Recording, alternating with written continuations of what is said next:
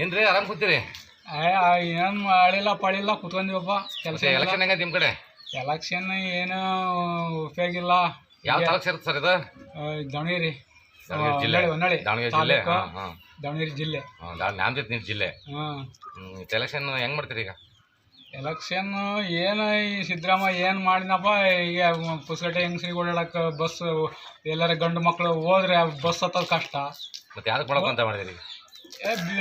ಈಗ ಸಿದ್ದರಾಮಯ್ಯ 2000 ಹಾಕ್ತೀನಿ ಅಂತಂದ್ರೆ ಅರ್ಧ ಬರ್ಧ ಜನಕ್ಕೆ ಹಾಕಿದಾನೆ, ಅರ್ಧ ಬರ್ಧ ಬಂದವ, ಅರ್ಧ ಬರ್ಧ ಬಂದಿಲ್ಲ. ಆ ಬಸ್ಸಿಗೆ ಓಡಾಡೋದು ಕಷ್ಟ ಗಂಡು ಮಕ್ಕಳು. ಹೌದಾ? ಮತ್ತೆ ಈಗ ಓಟ್ ಬಿಜೆಪಿ ಮಾಡ್ಬೇಕಂತಾನ? ಮತ್ತೆ ಬಿಜೆಪಿ ರಾಜ್ಯದಿಂದ ಏನಾರ ಪಡಿಬೇಕಂದ್ರೆ ಬಿಜೆಪಿಗೆ ಮಾಡ್ಬೇಕು.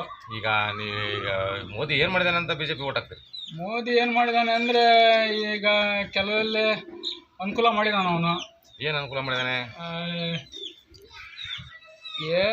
ಇದು ರಾಜ್ಯದಿಂದ ಏನಾರ ಬರೋ ವ್ಯವಸ್ಥೆ, ಬರ ಪರಿಹಾರ, ಬೆಳೆ ಪರಿಹಾರ ಇಂಥದ್ದು ಮಾಡಿದಾನೆ. ಬೆಳೆ ಪರಿಹಾರ ತಗೊಂಡ್ರಿ? ಅಂಥವೆಲ್ಲ ಮಾಡಿದ್ದಾರೆ. ಮತ್ತೆ ಈಗ ಬಿಜೆಪಿ ಓಟ್ ಮಾಡಬೇಕು ಅಂತ?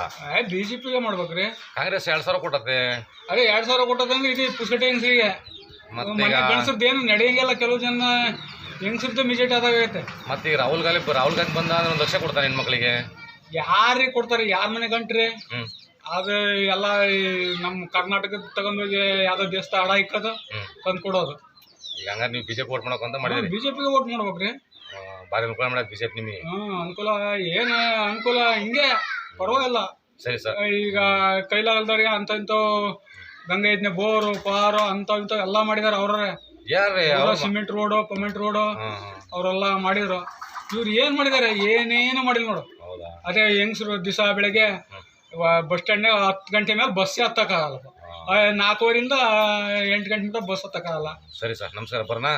ಆಯ್ತು, ಹೋಗ್ರಿ.